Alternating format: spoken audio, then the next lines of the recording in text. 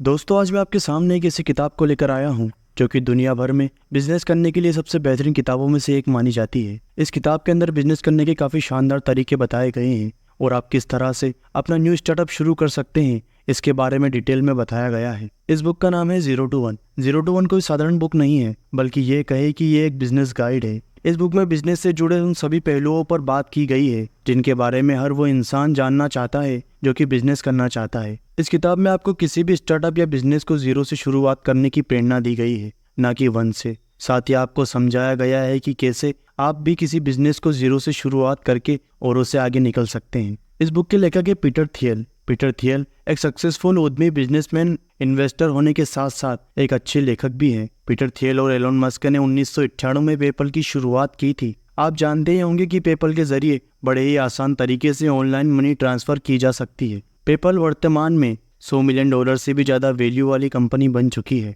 2004 में पीटर थियल ने फेसबुक में पहली बार निवेश किया और निवेशक के रूप में फेसबुक में कार्य किया। इनके द्वारा थियल फेलोशिप की शुरुआत की गई, जिसके जरिए युवाओं को स्कूली शिक्षा से पहले सीखने के लिए प्रोत्साहित किया गया। पीटर थियल फाउंडेशन का नेतृत्व करते हैं, जो कि तकनीकी प्रगति को आगे बढ़ाने और भविष्य के बारे में लॉन्ग टर्म सोचने के लिए काम करता है। तो आइए दोस्तों, अब बुक की शुरुआत करते हैं। जैसा कि आप जानते ही हैं कि इस बुक का टाइटल 0 to 1 है। सबसे पहले हम ये समझने की कोशिश करेंगे कि आखिर 0 to 1 का मतलब क्या है। लेखक कहते हैं कि हम अपने बिजनेस को 2 डायरेक्शन में ले जा सकते हैं। पहला 1 से n की तरफ और दूसरा 0 से 1 की तरफ। यहाँ 0 का मतलब होता है कुछ भी मौजूद ना होना, जबकि 1 का मतलब होता है सब कुछ मौजूद होना। लेखक कहते हैं कि अगर आप सक्सेसफुल बिजनेसमैन बनना चाहते हैं तो आपको अपने बिजनेस या स्टार्टअप की शुरुआत 0 से करनी चाहिए। इसका मतलब है कि आपको सिर्फ ऐसा प्रोडक्ट बनाना चाहिए जो मार्केट में पहले से उपलब्ध ना हो या फिर जो किसी अन्य कंपनी के द्वारा अभी तक बनाया ना गया हो।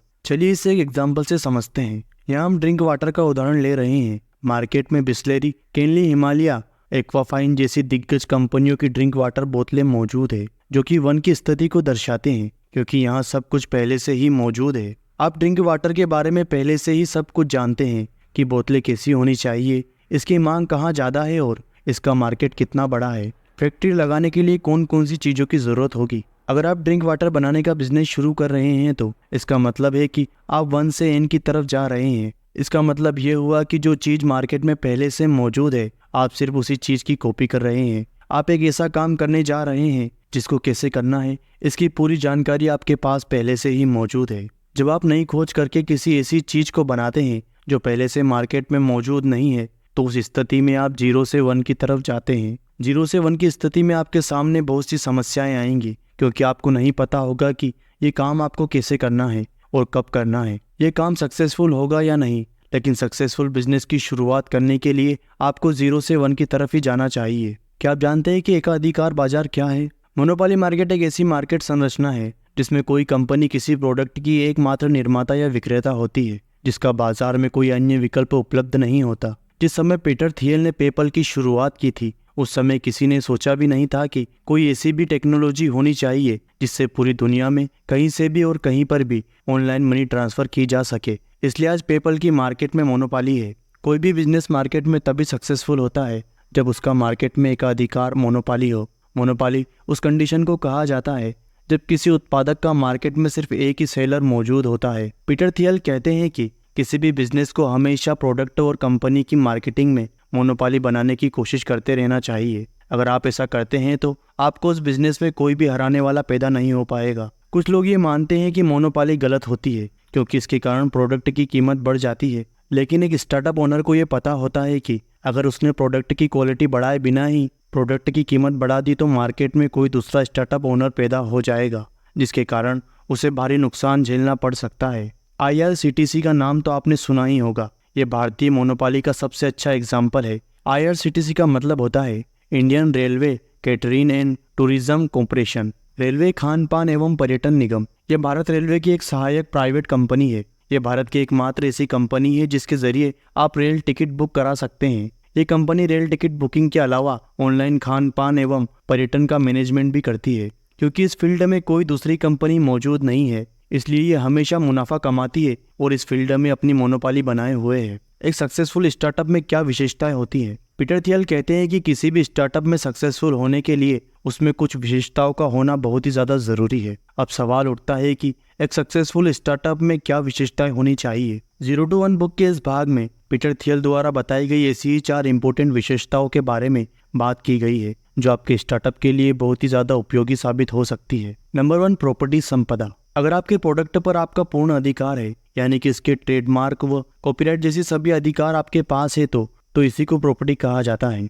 अगर आपके बिजनेस या स्टार्टअप में प्रॉपर्टी की विशेषता शामिल होगी तो कोई भी अन्य कंपनी आपके प्रोडक्ट की कॉपी नहीं कर पाएगी और आपके स्टार्टअप की हमेशा ग्रोथ होती रहेगी। आपको पता होना चाहिए कि आप किसी भी बड़ी कंपनी के प्रोडक्ट को बिना उस कंपनी की अनुमति के कॉपी नहीं कर सकते हैं। यदि आप ऐसा करते हैं तो आपके खिलाफ कानूनी कार्रवाई भी हो सकती है। यहाँ पर सबसे ज़्यादा ध्यान देने वाली बात यह है कि आप जिस भी उत्पाद का उत्पादक करते हैं आपको उसके पेटेंट ज़रूर कर लेना चाहिए। बाकी ये प्रोडक्ट पर भी डिपेंड करता है कि आपको पेटेंट मिलेगा या कॉपीराइट। अगर आपका प्रोडक्ट बहुत अच्छा होगा तो उसे बेचने में कोई परेशानी नहीं होगी। Number 2, network effect. आपको हमेशा अपने प्रोडक्ट पर काम करना चाहिए ताकि आप एक विशाल नेटवर्क तैयार कर सके। जिस तरह कार निर्माता मारुति सुजुकी ने देश के 1790 से भी ज़्यादा शहरों में अपने 3634 सर्विस सेंटर बनाकर विशाल नेटवर्क तैयार किया है, जिसकी बदौलत मारुति सुजुकी आज भारत की लार्जेस्ट कार निर्माता बन गई है। Number 3, economic of scale.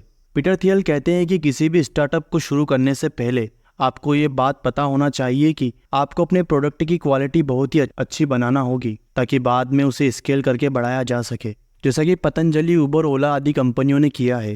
ये सारे स्टार्टअप पहले छोटे से स्केल से शुरू हुए थे और आज पूरी दुनिया में कमाल कर रहे हैं। Number 4, branding. उत्पादकों द्वारा अपने उत्पादक ब्रांड की पहचान के लिए जिस चिन्ह का प्रयोग किया जाता है उसे ब्रांड कहते हैं और इस प्रक्रिया को ब्रांडिंग कहा जाता है। प्रोडक्ट का नाम, उसकी पहचान कराने वाला कोई शब्द, अक्षर, प्रतीक, डिजाइन तथा चिन्ह उस प्रोडक्ट का ब्रांड हो सकता है। पीटर थियल कहते हैं कि बिजनेस की ब्रांडिंग करना बहुत ही ज़्यादा ज़रूरी है। मार्केट में आपने देखा होगा कि कुछ प्रोडक्ट अपनी ब्रांडिंग वैल्यू के कारण ही बहुत ज़्यादा डिमांड में रहते हैं। ज़्यादातर लोग वही ब्रांड खरीदना पसंद करते हैं जो उनकी पर्सनालिटी और रेपुटेशन के हिसाब से फिट होते हैं। ऐसे ब्रांड के लिए वो ज़्यादा कीमत चुकाने के लिए भी तैयार रहते हैं। अब हम आपको बताते हैं कि सक्सेसफुल बिजनेस को स्टार्ट कैसे करें। लेखक कहते हैं कि अगर आपके दिमाग में कोई यूनिक आइडिया है और आप अपना खुद का बिजनेस स्टार्टअप या फिर कोई कंपनी शुरू करना चाहते हैं तो आपको ये स्टेप्स फॉलो करनी चाहिए। चलिए अब इन चारों स्टेप्स को एक एक करके समझते हैं। Start with A friend. किसी भी कंपनी की शुरुआत ऐसे इंसान के साथ करनी चाहिए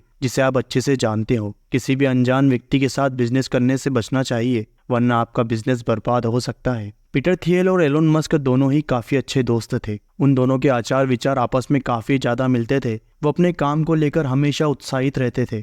उन दोनों ने मिलकर पेपल की शुरुआत की जो आज ऑनलाइन मनी ट्रांसफर की दुनिया में सबसे बड़ी कंपनी है। Number 2, clear rule and responsibility. किसी भी कंपनी की शुरुआत करने से पहले इस बात को हमेशा ध्यान रखना चाहिए कि उस कंपनी का लीगल ओनर कौन है, कौन मैनेजमेंट का काम देखेगा, कौन फाइनेंस का काम देखेगा और मार्केटिंग कौन करेगा, HR डिपार्टमेंट कौन संभालेगा। आपको इन सभी चीज़ों के लिए पहले ही एग्रीमेंट कर लेना चाहिए ताकि बाद में आपको किसी तरह की कोई परेशानी ना उठाना पड़े। Number 3, hire full time employees. आपको अपनी कंपनी में फुल टाइम जॉब करने वाले एम्प्लॉयज़ ही रखने चाहिए क्योंकि पार्ट टाइम जॉब करने वाले एम्प्लॉयज़ की वजह से आपके बिजनेस की ग्रोथ धीमी पड़ जाएगी। फुल टाइम जॉब करने वाले लोग कंपनी के लिए लगन से काम करते हैं। वे जानते हैं कि अगर कंपनी की ग्रोथ होगी तो उनको भी बोनस के रूप में फ़ायदा होगा। वहीं पार्ट टाइम जॉब करने वाले एम्प्लॉयज़ को कंपनी की ग्रोथ से कोई मतलब नहीं होता है, उन्हें तो केवल पैसों से मतलब होता है। Number 4, pay less to founder. लेखक कहते हैं कि किसी कंपनी के फाउंडर या CEO को बहुत ज़्यादा सैलरी नहीं देनी चाहिए क्योंकि अगर शुरुआत समय में ही कंपनी का सारा पैसा सैलरी देने में ही चला जाएगा तो